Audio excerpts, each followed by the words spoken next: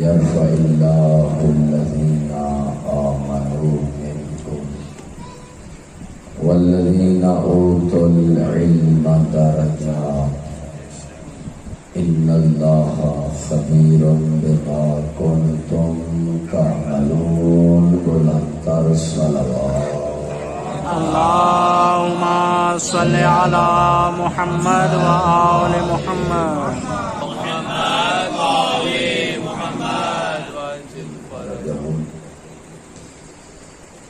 یہ ذکر محمد و آل محمد علیہ السلام اور بالخصوص ایام محرم میں یہ تذکرہ نبی اور آل نبی کا اس کا ہدف اور مقصد اجر رسالت ادا کرنا، رسول کو پرسہ دینا، سیدہ بطول سلام اللہ علیہ کو پرسہ دینا، پھر اس جگہ کی زینت بننا بہت بڑی عظمت کا حامل ہے۔ اور پھر میں یہ بھی عرض کروں، روایات سے یہ بات بھی طے ہے کہ ہر کوئی اس ذکر کی زینت نہیں بنتا، بلکہ وہ اس ذکر کی زینت بنتے ہیں جسے وہ بلاتے ہیں۔ محمد وآل محمد بلندر صلوات اللهم صل على محمد وآل محمد۔ جسے ذکر والے بلاتے ہیں وہ اس ذکر کی زینت بنتے ہیں۔ جتنے بھی اس ذکر کے علاوہ اگر کوئی سجدہ نہیں کرتا خدا کو تو وہ اس بات پہ خوش نہ ہو کہ میرے پاس وقت نہیں ہے، نہیں، وقت تو اس کے پاس ہے، اللہ نے اس سے توفیق چھین لی، توفیق نہیں ہے۔ خدا چاہتا ہی نہیں کہ یہ آ کر مجھے جھکے، اگر وہ چاہتا تو یہ ہمیشہ جھکتا۔ اگر کچھ لوگ اس ذکر سے عناد رکھتے ہیں یا اس ذکر سے بغض رکھتے ہیں یا مجلسوں پہ فتوے لگاتے ہیں ان مجالس پہ، یہ ان مجلسوں میں نہیں آتے یا انہیں اس مجلس میں آنے کی وجہ یہ نہیں ہے کہ ان کے پاس وقت نہیں ہے، وجہ یہ ہے کہ اہل بیت نہیں چاہتے کہ وہ آئیں، صاحب ذکر نہیں چاہتے کہ وہ آئیں، ورنہ یہ ذکر کسی کا محتاج نہیں ہے۔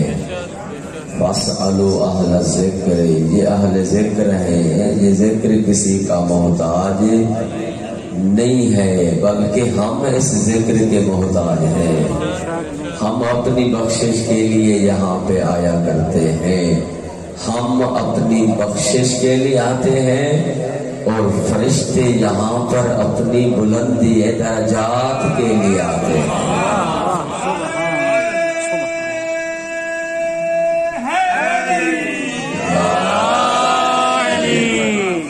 ہم بخشش کے لیے آتے ہیں، فرشتے بھی آتے ہیں اس ذکر میں، اور وہ کس لیے آتے ہیں؟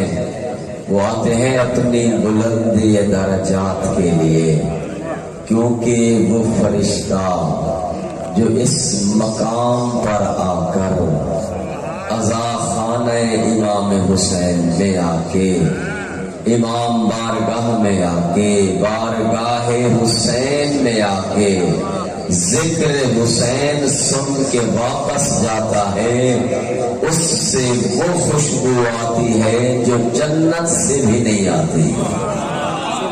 حدیث مبارکہ ہے، ما من قوم اجتمعوا، جب بھی کوئی لوگ جمع ہوتے ہیں، وَتَذْكُرُونَ فَضَائِلَ أَهْلِ بَيْتِي، اور وہ جمع ہو کر پیغمبر فرماتے ہیں میری آل کے فضائل کو ذکر کرتے ہیں، کچھ ہمارے سادہ لوگ بھی ہیں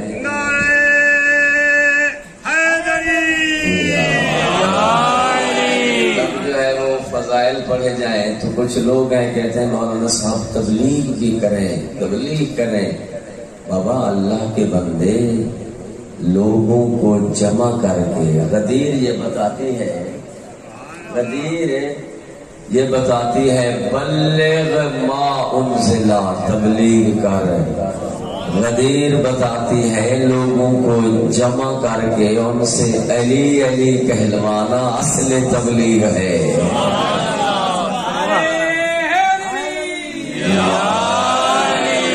بادل قوم اجتماعو کوئی بھی لوگ جمع ہو جائیں فرمایا اور جمع ہو کر میری آل کا ذکر کریں تذکرون مانا ذکر کریں تذکرون اہل بیتی میرے اہل بیت کا ذکر کریں حبتت الملائکۃ من السماء آسمان سے فرشتے آتے ہیں اور آ کر انہیں چاروں طرف سے گھیر لیتے ہیں یہ جو آپ بیٹھے ہیں نا چار دیواری کے اندر ایک تو آپ ظاہری چار دیواری میں بیٹھے ہیں جو اینٹوں سے بنی ہوئی ہے ایک فرشتوں کی چار دیواری میں بیٹھے ہیں جنہوں نے آپ کو گھیرا ہوا ہے حبتت الملائکۃ من السماء فرشتے آتے ہیں اور آ کر اس ذکر سننے والوں کو چاروں طرف سے گھیر لیتے ہیں واستغفرت لہم اور تم ذکر سن کے خوش ہوتے ہو فرشتے تمہارے لیے استغفار کرتے ہیں سبحان اللہ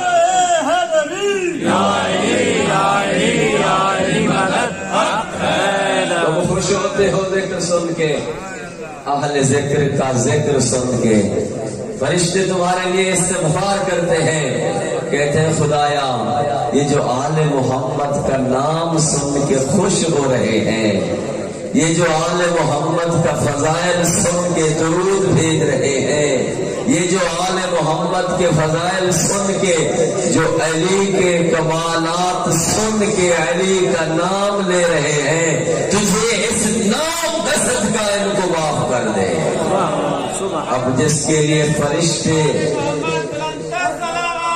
اللہم صلی اللہ علیہ محمد استغفار کریں میرے حدیث سنانے کی بس جو ہے نا وہ وجہ یہ ہے تاکہ آپ کو پتہ چلے ہم آتے کہاں ہیں عبادت کا لطف تب آتا ہے جب پتہ ہو اس عبادت میں منزلت کیا ہے تب لطف ہے عبادت کا جب پتہ ہو میں نماز جو پڑھ رہا ہوں اس نماز سے مجھے کیا ملے گا تب نماز کا لطف آئے گا جب ذکر میں آپ آئیں گے اور آپ کو پتہ ہو کہ یہاں پہ آپ آ کر بیٹھنے سے میرا مرتبہ کتنا بلند ہوگا تب لطف آئے گا بچے کوشش کریں گے روز جلدی آئیں ذکر میں شریک ہوں آ کے ذکر سنیں فرشتے کے لیے استغفار کرتے ہیں فرمایا اذا تمت الذکر جب یہ ذکر مکمل ہوتا ہے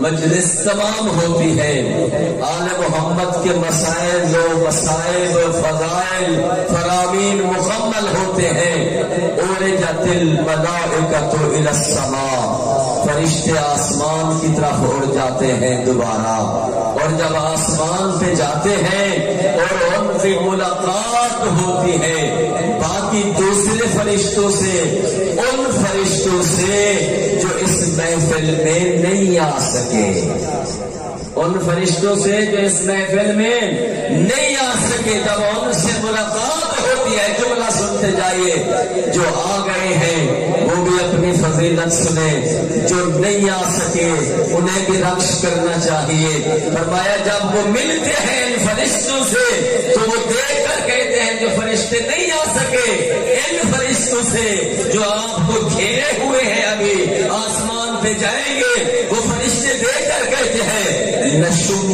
عندکم ریحا ما لم نشم من الجنہ آج ہم تم سے وہ خوشبو محسوس کر رہے ہیں جو خوشبو ہمیں جنت میں بھی نہیں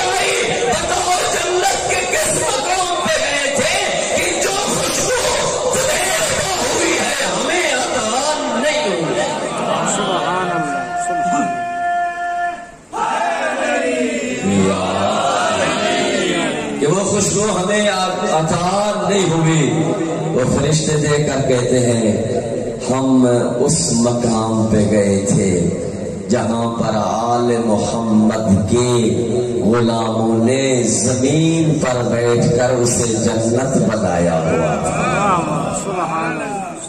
یہ اس دھرتی کی خوشبو ہے جس دھرتی پہ آپ بیٹھے ہیں، امام بارگاہ گھر میں ذکر ہو تب بھی یہی منزلت، امام بارگاہ میں ذکر ہو تب بھی یہی منزلت۔ فرمایا جس مقام پہ، جس زمین پہ یہ مومن بیٹھے ہیں، اس زمین کی اتنی عظمت ہے کہ اللہ نے اس زمین کے اندر وہ خوشبو پیدا کر دی ہے۔ اللہ نے جملہ بدل کے میں یوں کہوں، اس زمین کو وہ مقام عطا کیا ہے کہ وہ مقام جنت میں بھی نہیں ہے۔ جب اس زمین کا مرتبہ ذکر کی وجہ سے بڑھ جاتا ہے تو پھر مومن جو ذکر سن کر نعرہ حیدر بھی اٹھاتا ہے، درود بھیجتا ہے، اس کا مقام اللہ کے ہاں کتنا بلند ہوتا ہے۔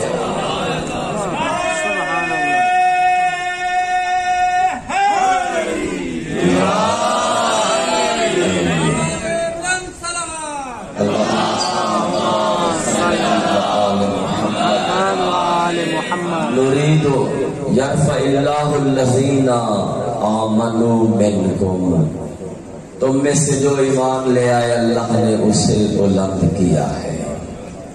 والذین اوتوا العلم، اور وہ ہستیاں جنہیں علم عطا کیا گیا، درجات ان کے درجے بلند ہیں۔ جتنا علم بلند ہے، علم کے لحاظ سے درجہ بھی اتنا بلند ہے۔ آج کی اس مجلس میں میں چاہتا ہوں ذکر کروں اس ہستی کا جو زبان امامت چوس چوس کے عالم بنا ہے، جو زبان امامت چوس چوس کے عالم بنا ہے، اس کا مرتبہ کتنا اللہ کے ہاں بلند ہے۔ تاریخ گواہ ہے کہ امیر المومنین کے بارے میں یہ فرمان ملتا ہے، فرمایا علمنی رسول اللہ زکن زکا، مجھے اللہ کے رسول نے ایسی تعلیم دی جس طرح پرندہ اپنے بچے کو غذا دیتا ہے۔ یہ دعویٰ امیر المومنین کا ہے کہ میں نے زبان نبوت چوس چوس کے علم لیا ہے، جیسے اللہ کے حبیب کو یہ علم ملتا گیا، وہی علم اللہ کا حبیب زبان چسا چسا کے میری طرف منتقل کرتا گیا۔ یا پھر یہ جملہ ملتا ہے ابو الفضل العباس حضرت علمدار کے بارے میں کہ فرمایا زکن علم زکن زکا، معصوم نے فرمایا کہ ہمارے چچا عباس کو ایسے علم دیا امیر المومنین نے اپنی زبان چسا چسا کے، جس طرح پرندہ اپنے بچے کو غذا دیتا ہے، جیسے نبی کو علم ملا ویسے بغیر تبدیلی کے وہ علم نبی نے علی کی طرف منتقل کیا، زبان چسا چسا کے، پھر وہی علم علی نے زبان چسا چسا کے حضرت عباس علمدار کو منتقل کر دیا۔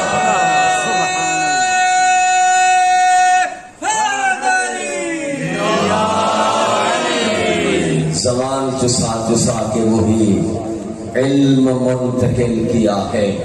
اگر دیکھنا ہے کہ معصوم کی زبان چوس کر انسان کے پاس کتنا علم آتا ہے تو پھر تاریخ گواہ، تاریخ اٹھائیں امام جعفر صادق علیہ الصلوۃ صلی اللہ محمد وآل محمد۔ اس زمانے میں آپ کا ایک صحابی ہے ابو ہاشم جعفری، امام کی خدمت میں آیا، گفتگو کر رہا ہے، کہتا ہے میں بیٹھا ہوا تھا، یہ ہندوستان سے ایک شخص آیا، آ کر ہندی زبان میں امام سے گفتگو کرنے لگا۔ اس نے امام سے ہندی زبان میں گفتگو کی، مجھے سمجھ نہیں آئی کہ امام سے اس نے کیا پوچھا اور امام نے اس سے کیا ارشاد فرمایا۔ جب امام کا کلام تمام ہوا اور اس کی مولا آپ سمجھ رہے تھے یہ کیا کہہ رہا تھا؟ امام نے فرمایا بالکل ہم سمجھ رہے تھے۔ اس وقت فرمایا تم نے سمجھا؟ کہا نہیں مولا میں نے نہیں سمجھا۔ امام نے فرمایا میرے قریب آ۔ یہ امام کے قریب گیا، امام نے ایک کنکری اٹھائی، اسے اپنی زبان کے ساتھ مس کیا اور مس کرنے کے بعد ابو ہاشم جعفری کو کنکری دی اور کہا اسے اپنے منہ کے اندر لے جا۔ ابو ہاشم جعفری کہتا ہے کہ جب وہ کنکری جو زبان امام سے مس ہوئی تھی، جعفر صادق کی زبان سے مس ہوئی تھی، جب میں نے اسے منہ میں لیا اور منہ میں لینے کے بعد باہر نکالا، اللہ میں 70 زبانوں کا عالم ہو چکا تھا اور 70 میں سے ایک زبان ہی تھی۔ سبحان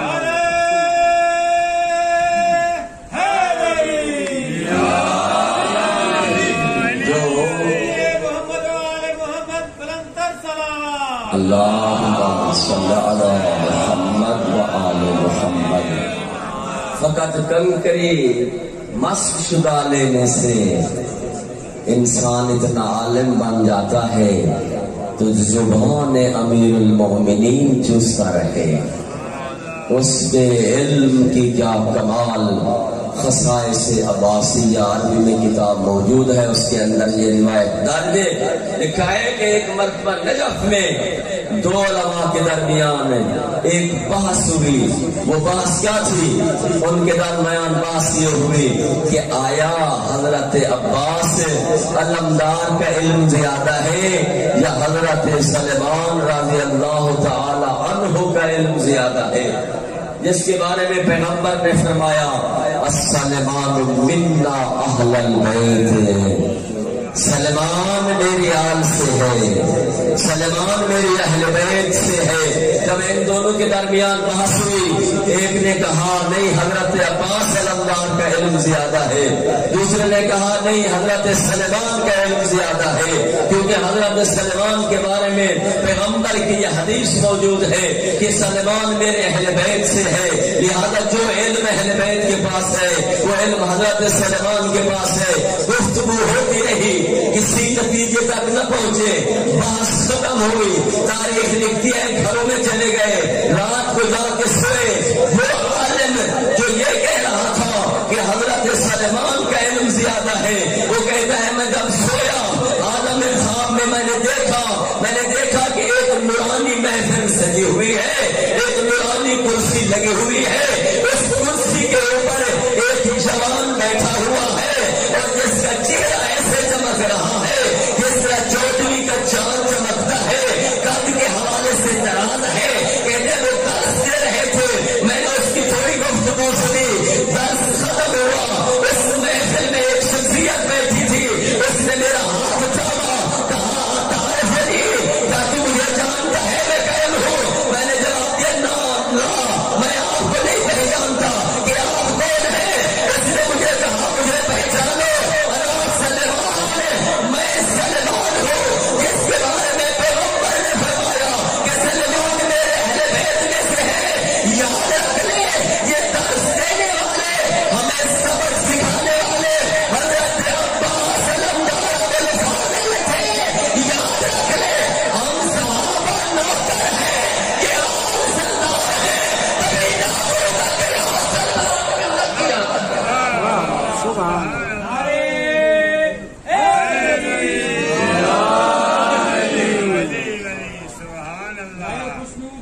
حضرت عباس علمدار علیہ السلام بلندر صلوات۔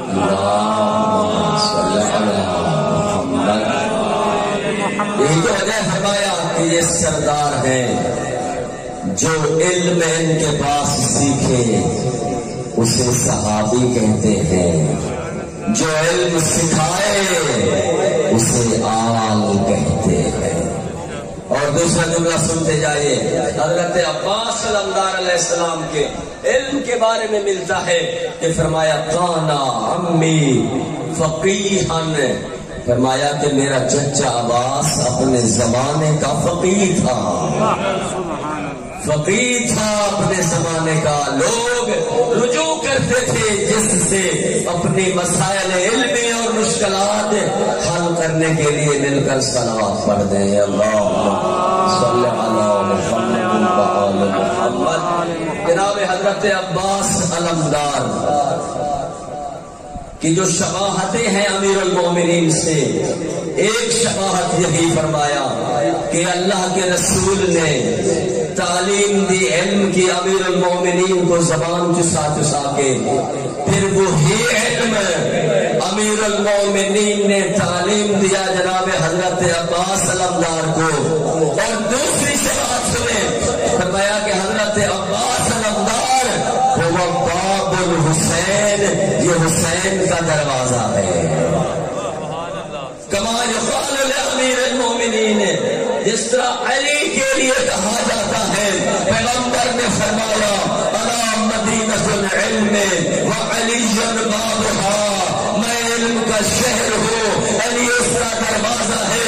من اراد العلم فلیأت علی الباب، جسے علم سیکھنا ہے، جسے قرآن پڑھنا ہے، جسے تفسیر سمجھنی ہے، جسے حدیث سمجھنی ہے، فلیأت علی الباب، وہ علی کے دروازے پہ آئے، اسے پیغمبر کا علم سمجھ آ جائے گا، جسے حسین سمجھنا ہے وہ عباس کے دروازے پہ آئے، اسے حسین اپنے علم سمجھ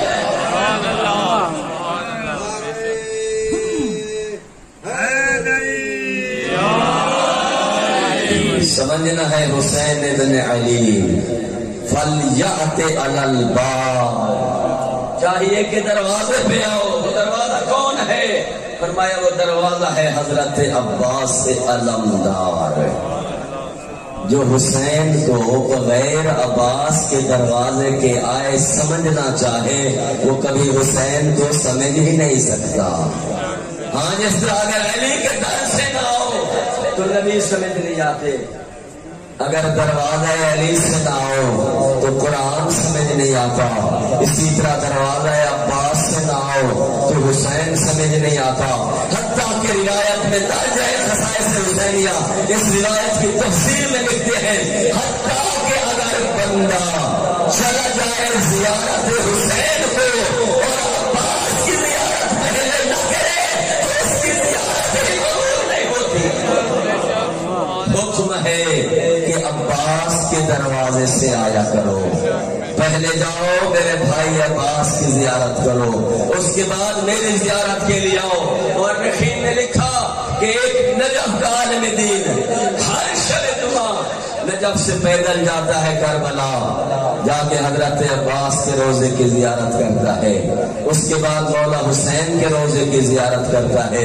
ایک دفعہ ایسا ہوا، گیا جلدی میں، جا کے حضرت عباس کے روزے کی زیارت نہیں کر سکا، سیدھا داخل ہوا امام حسین علیہ السلام کے حرم میں، زیارت کی، واپس ملک آیا، سید عالم دین تھا، بزرگ عالم دین تھا، واپس ملک آیا، آ کے گھر میں پہنچا نجف میں، رات کو عبادت کرتے کرتے سویا، عالم خواب میں دیکھتا ہے کہ سیدہ بطول سلام اللہ علیہا تشریف لائی ہے، اور آ کر کہتی ہے اے میرے بیٹے، جو کربلا تو گیا تھا لیکن تو نے میرے بیٹے کی زیارت نہیں کی، بغیر زیارت کے واپس چلا آیا۔ کہتا میں نے ہاتھ باندھے، کہا سیدہ میں جلدی میں تو ضرور تھا لیکن میں نے قبر حسین کی زیارت کی ہے، زیارت نامہ پڑھا ہے، میں نے قبر حسین کا بوسہ لیا ہے، اس کے بعد واپس آیا ہوں۔ سیدہ نے دیکھ کر فرمایا اے میرے بیٹے سن لے، حسین تو نبی کا بیٹا ہے، میرا بیٹا تو عباس ہے، حسین کی زیارت قبول ہوگی جب عباس کے دروازے سے۔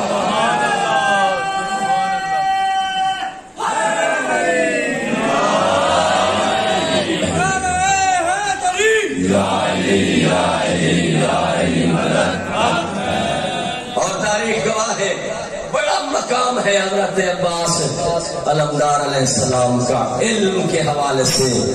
ورخیم نے لکھا امام زین العابدین علیہ السلام واقعہ کربلا کے بعد جب واپس آئے، ایک صحابی آیا اور ذکر اس نے چھیڑا شہدائے کربلا کا۔ جیسے ہی حضرت عباس علمدار کا اس نے نام لیا، امام سجاد علیہ السلام احترام میں کھڑے ہو گئے۔ اس نے پھر دوبارہ نام لیا، امام پھر کھڑے ہو گئے۔ وہ کہتے ہیں امتحان۔ میں نے سمجھا کہ شاید امام ویسے کھڑے ہو رہے ہیں یا جناب عباس علمدار کا نام سن کے کھڑے ہوئے ہو رہے ہیں۔ کہتے میں نے امتحان تیسری دفعہ نام لیا، امام پھر کھڑے ہوئے، تب تیسری دفعہ کھڑے ہوئے اور بیٹھے اور مجھے دیکھ کر فرمایا آپ نے خدا تو کیا سمجھ رہا ہے، تو کیا سمجھ رہا ہے، کیا سوچ رہا ہے؟ سن لے، اسے یاد رکھ لے کہ اللہ کی ذات تجھے قیامت تک زندگی دے، تو قیامت تک زندہ رہے اور میں بھی قیامت تک باقی رہو، تو قیامت تک میرے چچا عباس کے نام اٹھاتا رہے گا، اٹھاتا رہے گا۔ واہ واہ سبحان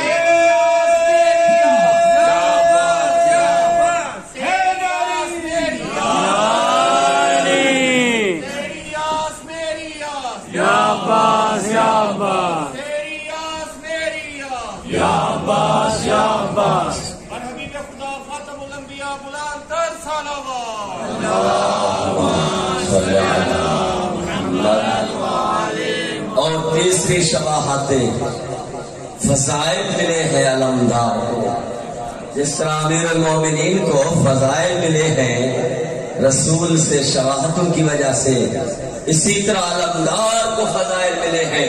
دو شباہت میں نے عرض کی اور تیسری شباہت سنیں، فرمایا تیسری شباہت یہ ہے، وہ ہے اطاعت عباس۔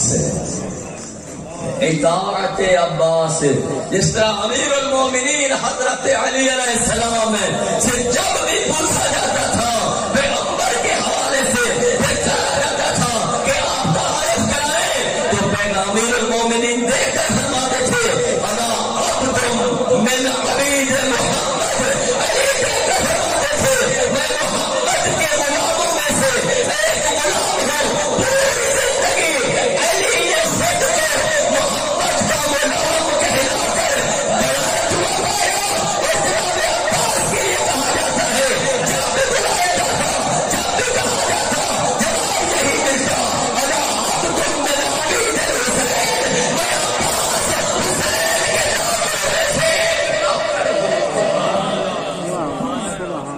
حسین کے غلاموں میں سے ایک غلام، حسین کے نوکروں میں سے ایک۔ پھر نوکری ایسی گری کہ جب بھی ذکر آتا ہے چوتھا امام احترام کے لیے کھڑا ہو جاتا ہے، مل کر صلوات پڑھ دیں، اللہم صلی علی محمد و آل محمد۔ اور حضرت عباس علمدار علیہ السلام کے جو القابات ہیں، ان القابات میں سے ایک لقب ہے آپ کا صاحب اللواء، یعنی علمدار۔ صاحب اللواء یعنی علمدار۔ اس علم کی بھی تاریخ آپ اٹھائیں، یہ علم ایسا نہیں ہے جسے آپ علم حضرت عباس علمدار کی شبیہ اٹھاتے ہیں، بلکہ یہ اس علم کی شبیہ ہے جو علم جنت سے آدم کو ملا تھا۔ خصائص حسینیہ کتاب کا حوالہ میں نے دیا، عربی میں کتاب موجود ہے، جس کو دیکھنی ہے جا کے دیکھ لیں کہ یہ حضرت عباس کا جو علم ہے یہ شبیہ ہے اس علم کی جو جنت سے علم آیا تھا۔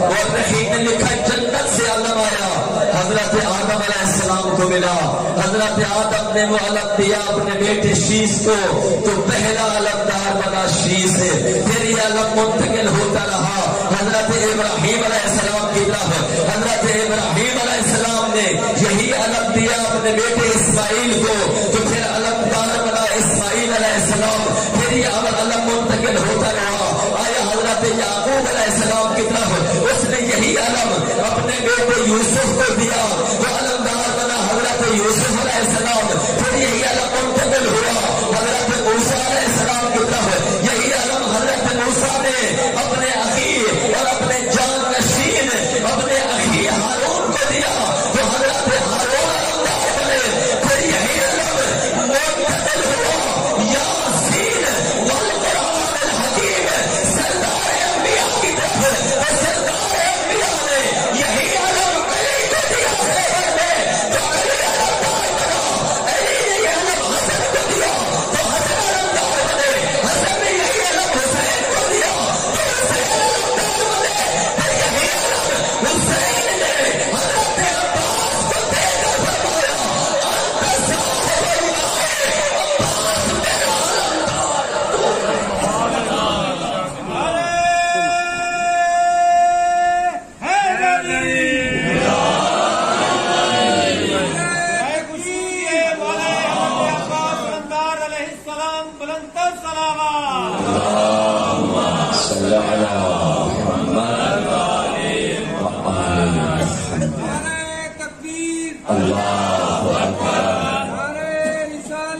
یا رسول اللہ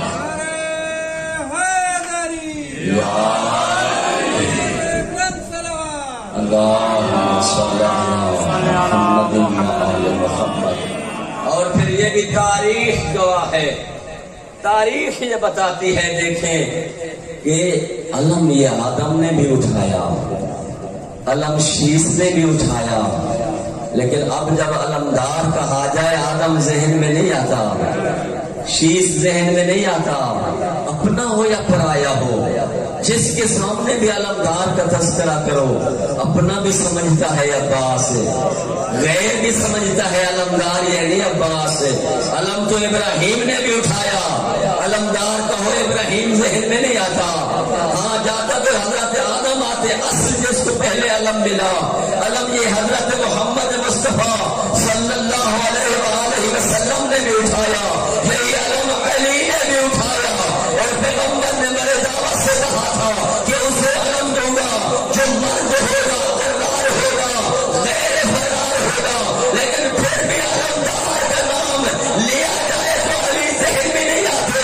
علم حسن نے بھی اٹھایا، لیکن جب نام لیا جائے علمدار کا تو حسن ذہن میں نہیں آتا، لیکن جب بھی علمدار کا نام لیا جائے نام آتا ہے عباس کا.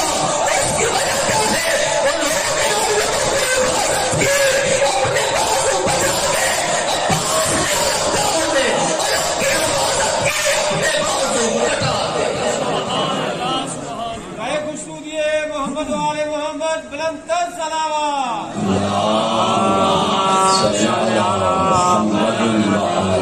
محمد. باب الحوائج. حضرت عباس علمدار علیہ السلام کے جو القابات میں ہیں ان میں سے ایک لقب ہے باب الحوائج. باب الحوائج مانا حاجتوں کا دروازہ. تین ہستیاں ہیں جن کو باب الحوائج کہا جاتا ہے. ایک ہستی جناب عباس علمدار باب الحوائج، دوسری ہستی امام موسیٰ کاظم علیہ السلام باب الحوائج، تیسری ہستی شہزادہ یعنی اصغر علیہ السلام باب الحوائج. یہاں سے حاجتیں طلب کرو، ان کے صدقے میں خدا سے مانگو. دنیا فتوے لگاتی رہے، لوگ کہہ سکتے بابا کیسے دیتا خدا ہے، باب الحوائج یہ کیسے بن گئے؟ میں کہتا ہوں ذرا قرآن پڑھ لے. قرآن کہتا ہے اے یا ایھا الذین آمنوا اتقوا اللہ حتی تقاته وابتغوا الیہ الوسیلہ. اے ایمان والے تقوی اختیار کرو، ایسے تقوی اختیار کرو جیسے تقوی اختیار کرنے کا حق ہے. لیکن اے ایمان والے کہیں ایسا نہ ہو کہ تقوی اختیار کرنے کی وجہ سے، متقی بننے کی وجہ سے تمہارے دلوں میں تکبر آنے لگے اور کہنے لگے ہم تو بڑے بن گئے ہیں، اب تو ہم خدا سے ڈائریکٹ ہی مانگ سکتے ہیں، جو مانگنا چاہے خدا ہمیں بغیر وسیلے کے عطا کرے گا. نہیں نہیں، فرمایا مومن بنو، تقوی ایسا اختیار کرو جیسا تقوی اختیار کرنے کا حق ہے، اور اپنے حاجات پیش کرنے کے لیے اللہ کے پاس وسیلہ اختیار کرو. وسیلے کے ذریعے ہو، ارے بغیر وسیلے کے تو آدم کی توبہ قبول نہیں ہوئی، بغیر وسیلے کے آل محمد کے حضرت ابراہیم علیہ السلام امتحان میں کامیاب نہ ہوئے. جب 1,24,000 نبی بغیر وسیلے کے کامیاب نہیں ہو سکتے، تو کس بات کی بولی ہے کہ بغیر وسیلے کے اللہ کرنے. محمد والے محمد بلند تر صلوات. اللہم صلی علی محمد باب الحوائج. حاجتوں کا دروازہ، جو مانگنا ہے یا مانگ. علم عباس کے سائے میں آ کے خدا کو واسطہ دے اس علم کا، خدا کو واسطہ دے صاحب علم کا، پھر دیکھ اس علم کے صدقے میں، صاحب علم کے صدقے میں اللہ کی ذات تیری مرادیں کیسے پوری کر دیتی ہے۔ بلندتر صلوات پڑھ لے۔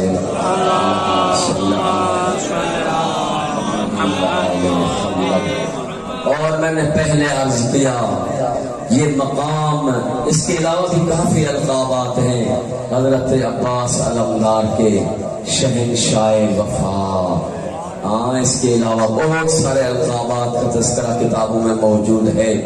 اتنا القابات اور فضائل حضرت عباس علمدار کو کیوں ملے؟ قمر بنی ہاشم کا لقب انہیں ملا، سقائے سکینہ کا لقب انہیں ملا، سارے القابات فضائلات کیوں ملے؟ امام جعفر صادق علیہ السلام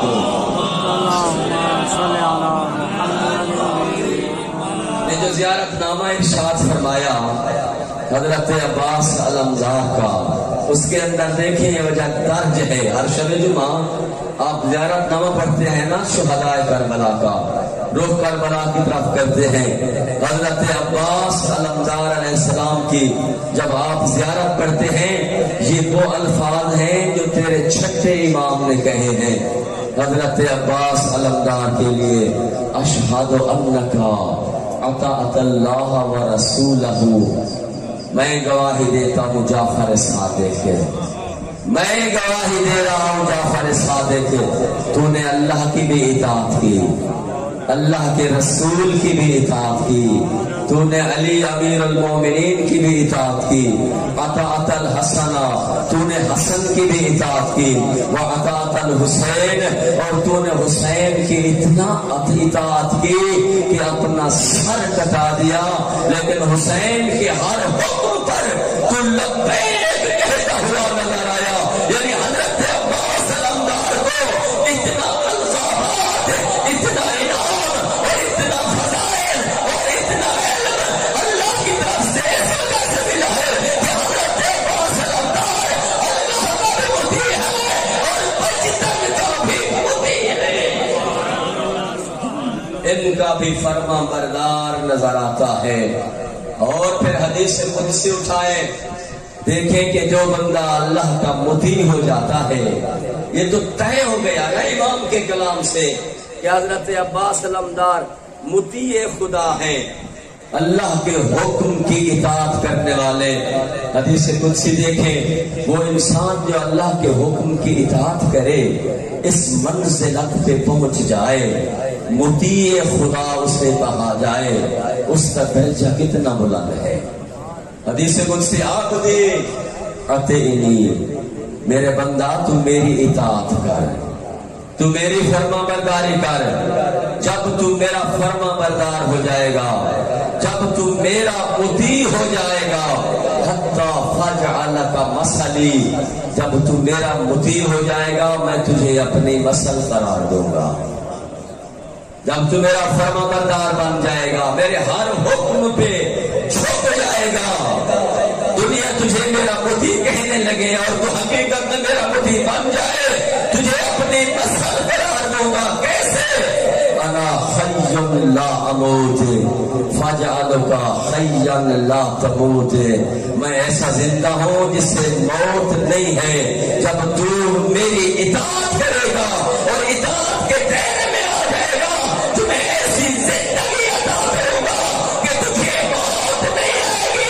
جب یہاں سے چلے گا لوگ نہیں کہیں گے مر گیا، بلکہ کہیں گے مومن کا انتقال ہو گیا۔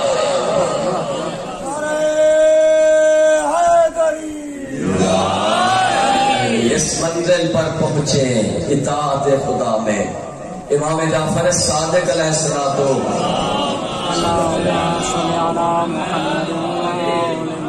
وہاں سے ایک شخص آیا، کہتا ہے مولا آپ کا فلاں چاہنے والا فوت ہو گیا ہے۔ امام نے فرمایا فوت کا لفظ ہمارے محبوں کے لیے نہ کہا کرو۔ آپ اعلان سنتے ہیں نا، مسجد میں اعلان ہوتا ہے، کہتے ہیں فلاں بندہ فوت ہو گیا، نہیں میرے دوست جو محب آل محمد ہے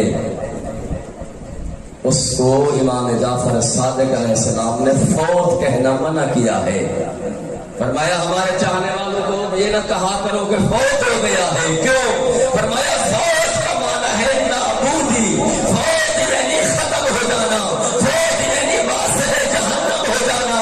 جو ہمارا چاہنے والا ہے وہ فوت نہیں ہوتا، بلکہ ہمارے چاہنے والے کے لیے کہا کرو کہ وہ وفات پا گیا ہے. وفات یعنی دنیا چھوڑ کر جنت کی طرف منتقل ہو چکا ہے.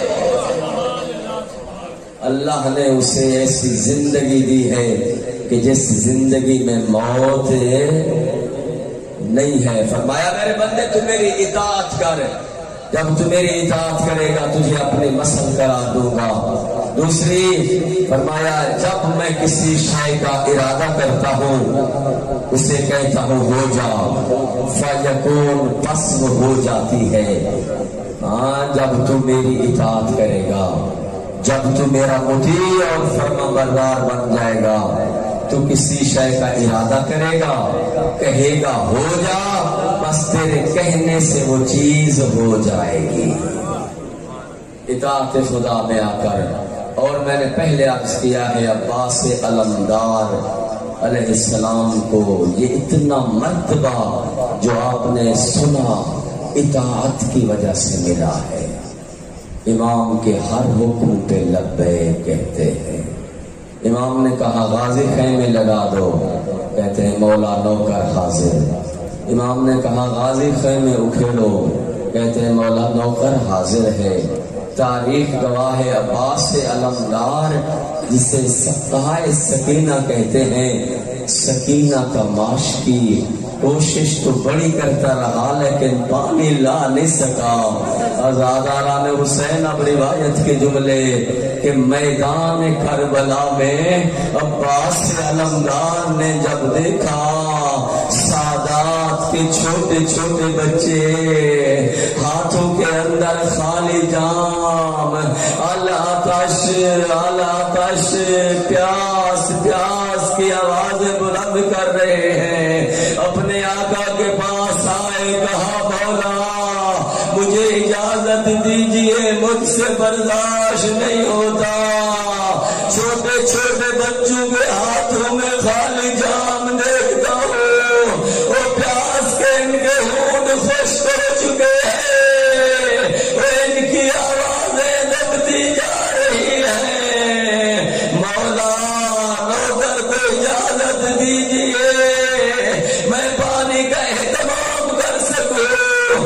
حسین ایک جملہ کہتے تھے عباس انت صاحب لوائی، عباس تو میرے لشکر کا علمدار ہے.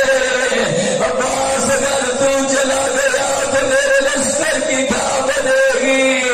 رو کر کہا مولا کہاں ہے وہ لشکر جس کا وادی سپاہ سالار نہ اکبر رہا، نہ قاسم رہا، نہ محمد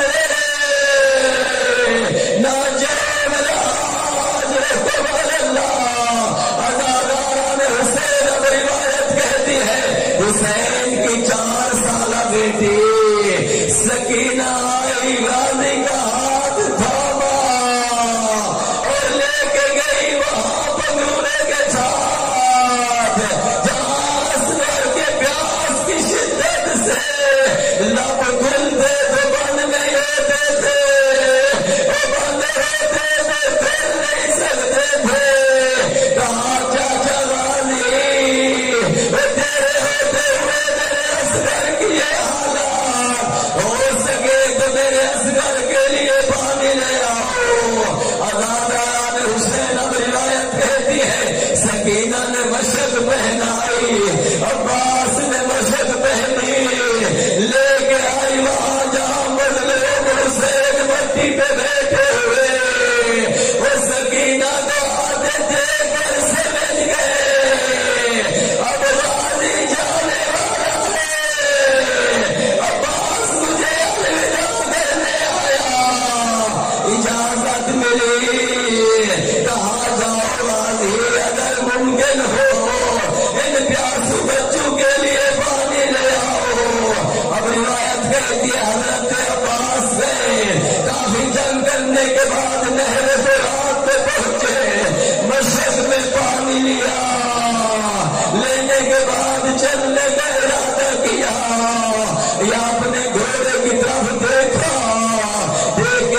میرا گھوڑا تو بھی 3 دن کا پیاسا ہے، تو حیوان ہے تجھے پیاس لگی ہے، پانی پی لے دنیا کہتی ہے کیوں بنا دے شبیہ زلزلہ، دیکھ کر بنا دے رانو نے وفا کی ہے، زلزلہ کی آنکھوں سے آنسو آئے، کہاں مولا خیمے میں سکینہ خالی جواب لے کر گئی ہے، مولا میں کیسے پانی پیوں، رانا حسین اب روایت کر دی ہے، سکینہ کے باشی نے مشق بھری، زلزلہ پہ سوار ہوئے اور کوشش کرے کہ پانی خیاموں تک پہنچ جائے، ہم لوگ کا دفاع کر رہے ہیں، اب یہ میرے جملے نہیں سید حافظ حسنین پڑھا کرتے تھے، کروٹ کروٹ جنت نصیب ہو، وہ کہتے تھے غازی زین سے کرنے والے نہیں تھے کوئی شامی سے،